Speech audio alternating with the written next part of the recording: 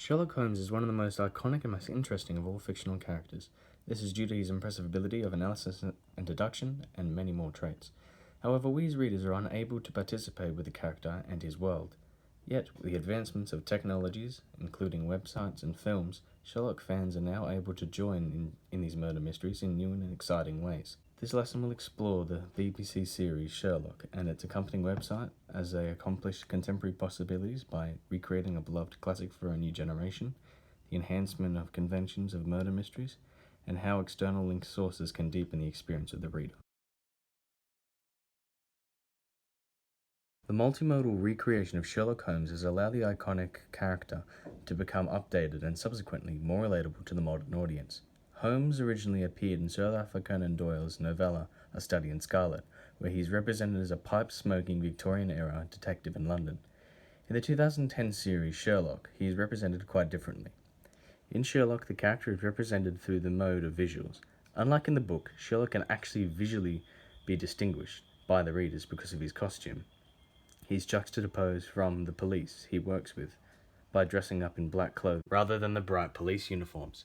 This allows the viewer to relate to the character more, as he is dressed more like an ordinary person, rather than a real detective. Furthermore, in the episode A Study in Pink, supertext and editing are used to make the viewer feel like a participant in Sherlock's deductive process. In one scene in particular, Sherlock is investigating a body of a dead woman. In this scene, the editing is quick, going over the body, and supertext is used to represent what Sherlock is thinking.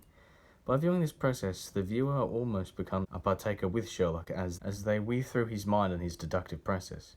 By recreating Sherlock Holmes for the modern audience using multimodal techniques, the series allows the viewer to be a participant and engage with the character.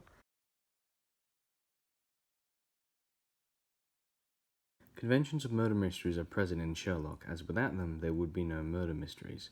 However, these conventions have been updated to relate to the 21st century audience.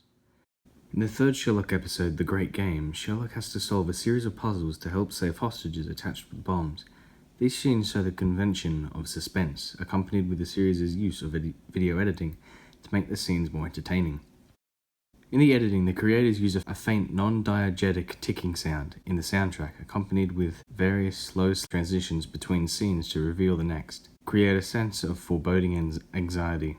Additionally, faint supertext appear on screen slowly, representing the number of hours Sherlock has to find the victim. These together makes the viewer worried about the deadline. In one scene in particular, Sherlock has to solve whether or not a painting is real or fake to save a child. To make matters worse, he has to do it within 10 seconds. The supertext ticking and editing work as one in this scene, as Sherlock moves frantically around the painting trying to find any inaccuracies. The viewer too is frantically looking around for a glimpse of a mistake. Through contemporary possibilities, this scene has created suspense unrivaled to the original source material, as readers are able to hear the ticking and experience the stressful editing. Suspense, like many other generic murder mystery conventions, play a very important role in Sherlock's appeal. But with the inclusion of technology, the viewer is now able to contribute in solving the mystery and contributing to the stress of the scene. Through the addition of a website to obtain information outside of simply viewing the show, BBC's I Wonder, Could You Solve a Crime Like Sherlock? Captivates the viewer with an interactive experience designed to amuse the viewer into becoming Sherlock Holmes. The use of hyperlinks on the website, particularly in the section How a Serial Killer is Caught, takes the audience to a more in-depth understanding through exploring other murder mysteries and becoming an active participant in solving the crimes. Additionally, the use of inserted videos on the website allows the viewer to engage with Holmes' persona by learning the art of deduction, taking the viewer from a more passive role of just a viewer to an active role as participant. By allowing the viewer to engage in learning the presented investigative and deductive skills, the viewer can then employ these skills to engage with the TV series in a different, more experienced perspective. BBC has crafted an external means in which to differently perceive Sherlock by using technology to help the average viewer learn, adapt skills to enhance the viewer's engagement in the show.